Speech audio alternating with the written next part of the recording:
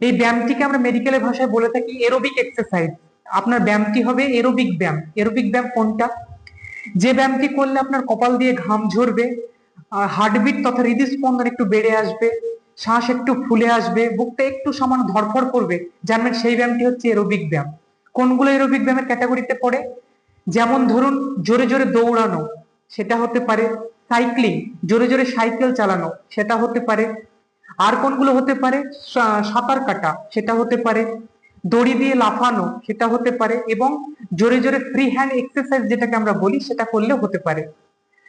Aerobic ব্যায়াম করে কি লাভ? এরোবিক ব্যায়াম করি কেন আমরা, বা আমরা অ্যাডভাইস করি কেন, যে আপনাকে বলি যে এরোবিক ব্যায়াম করতে থাকুন, কি দরকার? প্রথম কথা, এরোবিক ব্যায়াম আপনার ওজন কমাতে সাহায্য করে, আপনার কোলেস্টেরল নিয়ন্ত্রণে সাহায্য করে তথা সুগার নিয়ন্ত্রণে সাহায্য করে। আর কি করে?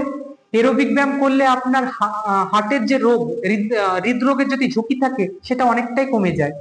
তাছাড়া আপনার যদি কোনো স্ট্রেস থাকে, কোনো মানসিক দুশ্চিন্তা থাকে, অথবা কোনো অ্যাংজাইটি, উদ্বেগজনিত রোগ থাকে, সেটিও কমাতে সাহায্য করে এই এরোবিক ব্যায়াম।